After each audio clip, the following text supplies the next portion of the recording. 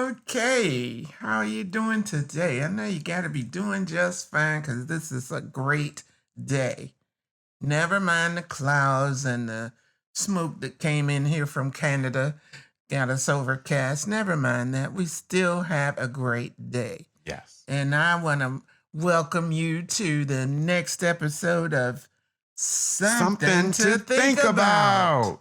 And I know at each episode we give you something to think about.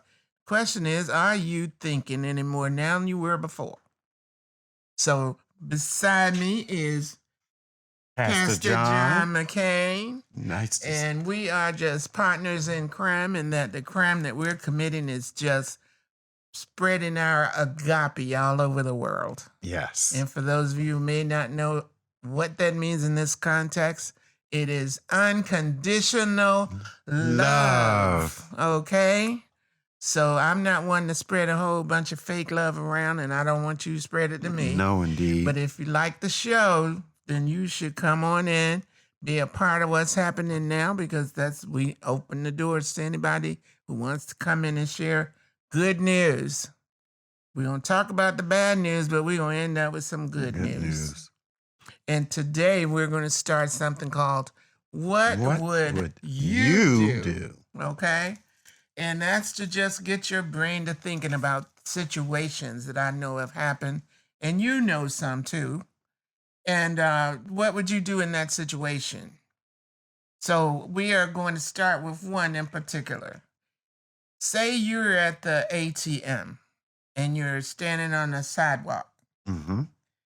And somebody comes up behind you and say, okay, Pastor John, give me all the money you're getting out of that ATM. What would you do? Give them all the money that I got out of the ATM.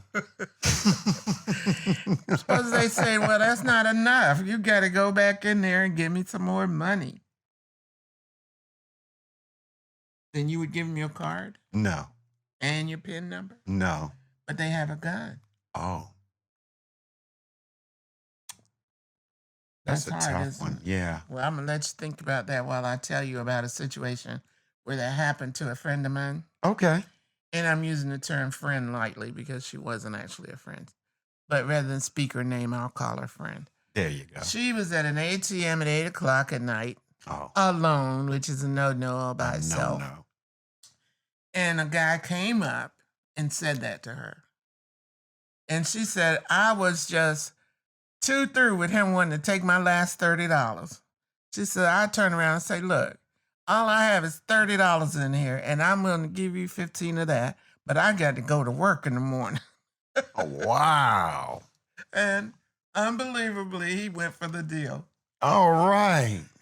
So is it that we just need to bargain with them and give them something so they can, I don't know. What would I do? I would probably do what she did. See if I could talk to him for a minute. I remember one time I was robbed at gunpoint. I never told you about this, but I was robbed at gunpoint before. And I had $60 and I gave them the $60. They were very nice about it. And, but he took my wallet and I said, sir, that has everything that I have. And it'll take me forever to replace it. Can I please have my wallet back? He said, man, give him back his wallet. He threw his wallet. I said, can I also have a couple of dollars too? So and they said, get home? Exactly. Goodness. And it was funny, but they left me with the ones that I had in there and took all the cash. And it was funny though, but I bargained just like that person. I wasn't afraid because I said at this point, they weren't going to kill me.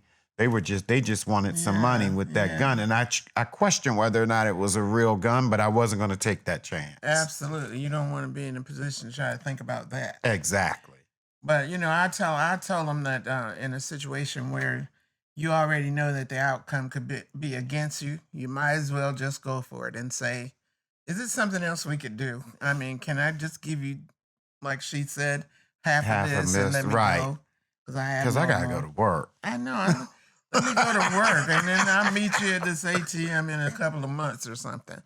But I do think that people with guns have that kind of coward bravery, if you will. Mm-hmm.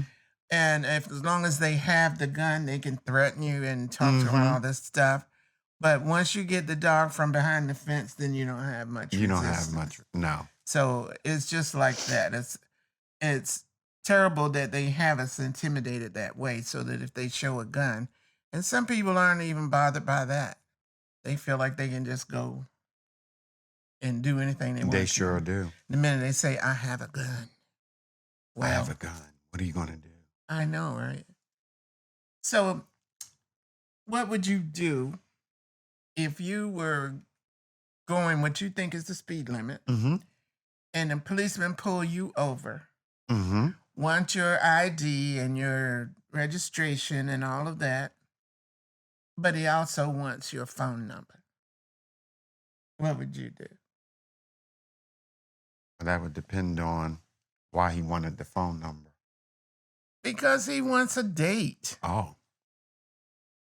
Don't think that cops don't try to pick people up when they stop them. That's true. They do. That's true. They do. They try to pick you up. They're human too. Yeah, well, yeah, some of them. Some of them are human. Others, I don't know. Well, the question is, what would you do, Lady J? I would say, well, you give me yours, There you go. and I'll call you later. I promise. Depends As on long how as they I can look. get away from them. Doesn't That's it all I depend on how want to they do is get look? away. Oh, you just trying to get away. You Get just being away. polite. I don't care what they look like. Gotcha. If you're supposed to be a law enforcement officer and ask somebody for Asking their for phone somebody number, for their phone number. no, I How don't want you to have my unprofessional. number. No. Right. Because, I mean, cops are wrong, too. People Yeah. don't think so. No, but they are wrong. Just look at police brutality. They're not Not above to go the there, law. but they're not above the law. But those are a couple of very innocent type ones, and I have some others, but I won't do those today. Okay. Because what is today? Today is Mother's Day. Mother's Day Eve. Mother's Day Eve, to be exact. Thank And you. there's no way that anybody in the entire United States or anywhere else where they celebrate it would know that tomorrow is Mother's Day. It's been blasted on everything that you can think of. Everything. Everything. And so yesterday I was listening to news. That's all I heard. The weather for Mother's Day. Anything else you're trying to do is for Mother's Day. So do we know now that tomorrow is Mother's Day? Could anybody forget? Well, we are so happy that tomorrow is Mother's Day. And to celebrate in my own way, because I am a mother, Mm-hmm. I want us to just talk about our mothers. The difference between our mothers and some of the ones in between our generations. Mm-hmm. What Okay. kind of qualities you think makes a good mother? And what would you do without your mother? That kind of stuff. And don't worry, guys, we are going to come back to you on Father's Day. Yes, we will. But I'll bet that you won't hear as much advertising and as much to do about any Anything. day after Mother's Day. That's true. It just gets all of the accolades from everybody. But what I wanted to do is, because I'm a much bigger distance between my generation and yours, Mm-hmm. I'm gonna start with mine and see if we can come up to date and see what some comparisons might be. Does Okay. that work? That works for me. And when I was a child, that was like the simplest lifestyle that I thought we could have after I saw it later. But as a child, I didn't have to worry about somebody snatching me off the street. I didn't have to worry about who was doing what to whom and being in isolation, because there was always family. Always. And my mother wasn't exactly the best mother in the world if I compare her to what I think is a really good mother. Mm-hmm. She wasn't that person, but I also noticed, as I was saying that about her, that her generation wasn't the generation to be so much hands-on. Mm-hmm. They were there to teach you right and wrong and take you to church and do all these different Mhm. things, but they weren't the ones to come up and Oh, well, it's okay if you cry, honey. It's all right. They didn't pamper you that They way. weren't nurturing. Right. Mm-hmm. And they weren't doing those kind of things. So if my mother said, I need you to be back here when the sun goes down, she was teaching. Mm-hmm. And if she told us to be there when the sun came down and we weren't there, then she would turn that over to a disciplinary moment. Mm-hmm. And my mother taught all the time. If anybody had asked her, was she a teacher, she would have said no, but she was. She taught all the time. Okay. But it was that part of it, the nurturing. Oh, honey, let's you and I go out and you could take the kids somewhere. They didn't do that. Mm-hmm. And maybe that was just because I was in the South, in North Carolina. Maybe that's just wasn't a thing they did in that era at that time. It may very well. But I have been didn't the see case. any other parents doing it either after I thought about it. And I did spend the time to think about it. But we were kids, all of us in the same neighborhood. We all played with each other. Mm-hmm. We all looked out for each other. Mm-hmm. And if there was a dispute to be settled, my mother would settle it easily by saying, oh, well, you two want to fight with each other, talking to me and my siblings. Well, go ahead. And I'm going to beat the winner. Ooh. Who wanted that deal? Nobody. I really didn't. Absolutely not. So I would succumb to whatever it is they were trying to do because I never liked anybody hurting me. No. So I was like, okay, well, whatever. You can have the teacup. I would do anything to get out of it. Exactly. And the other part of it, and I guess I would deal more with that when we do Father's Day, but my father was just non-participatory. Oh. After I thought about it, I was like, what did he ever do in terms of child rearing? He wasn't a talker, so he wasn't like my mother, just teaching all the time. And my mother taught everything. Education, religion, crime and violence, disciplinary stuff. And she would just sit there in her chair and just do her little rocking and just talk in a monotonous tone that was worse than having a beating. Oh, Lord. Okay. I would say, Mom, could you just go up or down a little bit or something? But it was like this. Well, I told all of you guys that I don't want So you she to spoke do on a this monotone. all the time. Oh, Lord. Okay. Until she got into her moods. But that's another story. So she would do that kind of thing. And then she taught us like religion, okay? So you always had to go to church. And you always had to be a part of that. And she would say, no, you going to church whether you like it or not. Mm-hmm. So you did, of course. But she would get the Bible, the King James Version, and teach what was in each of those chapters. Mm-hmm. Wonderful. And it was like, oh, I don't know what the hell she's talking about. Right. Because the Bible was very confusing. Right. So I tried to read the first chapter in Genesis, and it was a lot of the use of this word, begot. Yeah.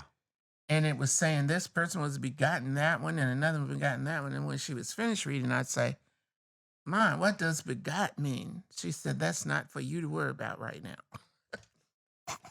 So nosy me, I had to go find out. I said, oh, that's what she means by begot. That's why she didn't want me That's to know. why she didn't want you to know. But that's the kind of time that you would spend with your parents. Wow. With my parents. I don't know what was going in other people's houses, but I didn't see them packing up the truck and going to the beach either. So I didn't think I was missing anything. Right. So that's what I always saw as a mother's role, that you had to be the teacher, you had to be the preacher, you had to be the politician, and you had to be the cook and chief bottle washer. All of the above. You had to do all those things because you were a mother. Just because you were a mother. And don't you find yourself doing those kinds of things now for your children when they need them at times? Absolutely. But what's missing is somewhere between that situation I just described and where we are today. Yes. That whole part, the disciplinary part, the respect part, we were taught all of that. Right. And all of that's like missing. Gone to the wayside. So I would say, okay, my mother didn't take me to the park and we didn't throw frisbees with each other and dance, through the tulips and the lilac or whatever. But I learned a lot from her. Yes. I learned a lot from my mother too. So what happened to that between then and there was a song, Respect, RESP. PECT. PEKT, as some of them spelled it later. But we've lost that in a lot of places. And you may have a child who was brought up in a family with a bunch of women. You know respect. Yes. Because those older women knew respect. Yes. And they demanded it. They definitely did demand it. And what happened to that? That's gone too. Did all of it just kind of fall in a black hole somewhere? Because we don't have that same level of respect. Not in this generation. No. And by the time it got to your generation, and there were still quite a few between you and me, although you're much older than I am. Exactly. But talk about then your mother and how she was when you were a child, and what kind of morals did they set for you? What kind of ethics? Well, my mom had me. She was a young mother. She had me at 17 years old, so she was a young mom. But I recall her. My grandmother helped her to raise me, so it was a joint effort. But they were very, very nurturing. But that's what happened then. You had that family unit that was tighter than something knitted. Because if your mother ignored something, your grandmother would kick you behind. Exactly. And you knew not to do certain things in front of them. I knew exactly what to do and what not to do. But as not to stop your story so much, but it reminds me that my mother said when she was a child that her mother would just look at them. And they knew not to start any craziness. And that was the same for me. And she told me something that I thought was just really gross. When she was a child, she said, I wanted to go in there and sit with the adults because they were always talking and laughing and stuff. She said, I wanted to go in. And she said, my mother always told me, don't come in here because this is not for you. Right. These are adults. Yep. She said, so I went on in there anyway and sat down, parked my little self in a chair. And I was so into what they were talking about, I was sitting there with my mouth gapped open. And her mother used to dip snuff, and I don't know if you know what that is. Yeah, I know what that is. And tobacco. Tobacco, gotcha. And she said her mom, from where she was sitting, yes, you already know what I'm going to say, right? She said after that, I didn't want to go anymore because that tobacco that she spat into my mouth made me drunk. And I just went on out of there and didn't come back anymore. There you go. But they taught you lessons. Lessons. You're absolutely right. The lessons that I learned growing up not only were about the Bible, they were about how you treat women, how you sit at the table, for example, and eat, just things like that, that whatever there was to teach me, she taught me, even as a young mother, because she learned from her mother in her generation. And it stuck with her, didn't it? And it stuck with her. But that's what I say a lot of times about my mother now, because I told you my mother used to talk all the time, and that's probably where I got it from. But she used to talk all the time, and everything was a lesson. So if she told you, you said pencil, then she'd have a long story to go with that taught you a lesson about how. Then don't use a pencil to write on my wall, so I will hurt you. But she would turn everything into some sort of lesson that you learn. And that was the thing that I loved most about it, is because those things you learn, they stay with you. It's like a conscious. I mean, even when I was growing up trying to be a, fly teenager, there was stuff that I wanted to do for real. That I had heard about. I wanted to do that. And if I started toward it, that conscious with her voice was there. Then what did I tell you about that? Right.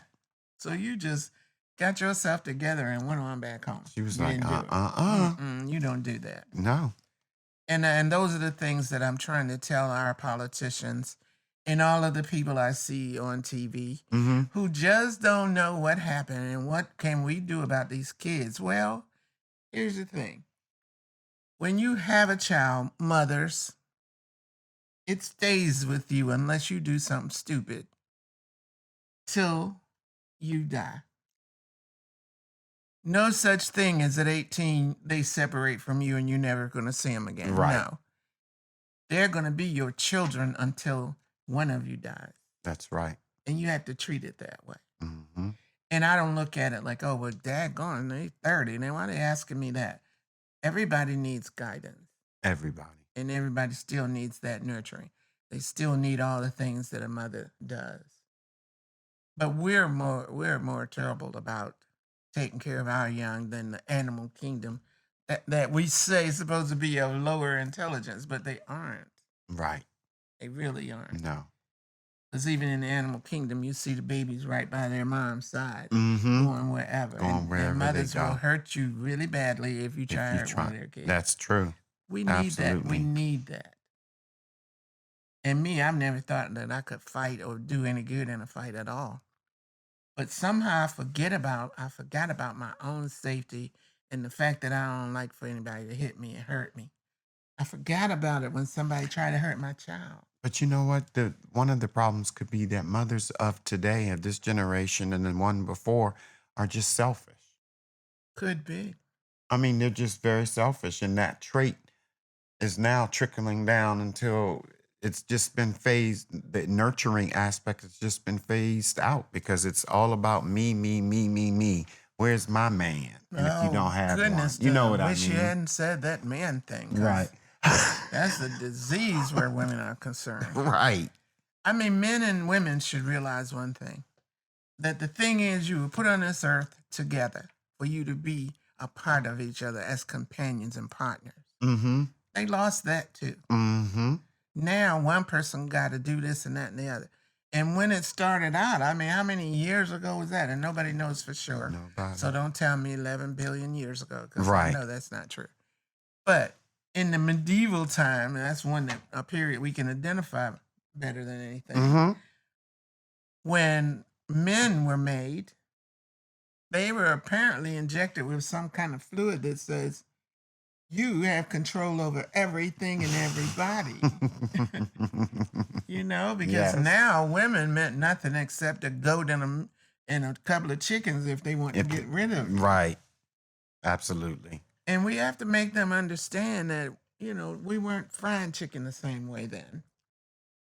Good so analogy. don't expect me to be doing that stuff now. It's just not the same. That's right. It is. But I want to get back to mothers in particular because there's a message that I want mothers to hear. What is? And it is this. If you're a mother, and that's not taking credit from anybody else, everybody's so freaking sensitive these days. But if you're a mother, that child is your responsibility from the time you know you're pregnant till they die, till you die. It's not a temporary job. No. It doesn't end at 18. No. And if I'm a mother, you can be sure that I am going to know where my 14-year-old is in the middle of the night. You better know I am. And you're going to care about where they are. You Exactly. absolutely would. Now, they're going to tell me, I can't keep my eyes on them all night because I always sleep too. Yeah, but if your eyes are in the right place during the day, at those times when they need you, you don't have to say don't go out of this house at 3 o'clock in the morning. No, You don't precisely. have to. Precisely. I didn't have to wake up and police the house and see if everybody is there. No. So, women, I just need you in particular for you to enjoy your Mother's Day. I want you all to be happy with that. But in the process, could you just please do me a big favor and make your children happy? Make your children happy and they won't shoot you in your sleep. Allow them to be the focus sometimes. Well, and it's the same thing I tell women, and I wish I had a class that I could have for a bunch of women to just tell them this. The same way that you're treating your children, male or female, is how you also treat your male companion. Mm-hmm. Like it doesn't matter. Like it doesn't have anything to do with it. You just want him to nurture you and to make sure you have everything. What about his needs? You're absolutely right. So if y'all work on those two things together, then there won't be any need for these children to be out here and they're doing everything that you can imagine and some you can't. That's right. And I know that I shouldn't have gotten started on that particular rail because I tell you what, I would go on and on forever. I have a real serious problem with you women. I have a serious problem with you. Because you should not ever abandon your child for all the other reasons that you're doing it. And if a man is the reason why you're abandoning your children, that man needs to tell you, take care of your children, lady. Mm-hmm. Even if they're not yours. Somebody needs to care about these children. The best person to start with is the mother. It's the mother. And the father feels like he has already done his job because he impregnated you. Well, that can be done with a petri dish and a needle. You don't necessarily have to be there. That's right. So don't even consider that as the best contribution you could have to a child's life. It isn't. He really needs, or she really needs, you to be there for them. Yes. And for you to say it's not okay for you to have a gun. That's like how many parents know if their 13, 14-year-olds have a gun? Right? And you, what would you do if you have a gun? Would you teach your young son how to use it at 6? Probably not. That's not something they would need to know at that age. It's got to be age appropriate for everything. Well, you imagine that you're 6 years old and your dad is sitting there with his feet, With up, his feet up, showing you how, the 45 works. Right. And When it's you're pretty brave because he could have taken it and shot you instead of a teacher. But you're supposed to be a child at that point. I just need people to grow up to whatever your age is. Mm-hmm. If you're 30, try to act like you're 30, not like you're 13. Mm-hmm. Men, women, get it together. Because our children are taking us out one by one. They're taking each other out one by one. So we need you to just get with it. Yes. And this is not the last you're going to hear about it, because I'm going to go on TikTok and everywhere else that I can go. Because we have got to stop right now. Yes. And speaking of stopping right now, that's what we're going to do. But we thank you for your time. And we do. And we want you to come back to the next one. We want you to give us some feedback, because I want to be able to really piss you off enough for you to send me a note and say, look, lady, I'm a really good mother and I do this or that. Do that. Do it. I want you to be pissed off. But for this weekend, if you are a person who has had a child, and I hesitate to call all of you mothers, but I will call you a woman who has had a child, and we need you to mother it, okay? Just do us that favor, because we're going to be talking about that a lot. And for you kids out there and you young adults, I know you may not have the best mom, but the Bible tells you to honor your mother and honor her and respect her until the day your days on this earth will be long. So you always want to keep that in mind when you're dealing with your mother, and maybe she will become a better person. We are hoping for that, Pastor John. We are surely hoping. So what we want to leave you with now today is a good thought about you being the best mother, having your children love you till you die, and not take you to a nursing home and let you fall off the bed and kill yourself. Think of it that way. So look at here. You guys have a great, great holiday with your mom. And each one of you treat each other better, please. So for now, bye.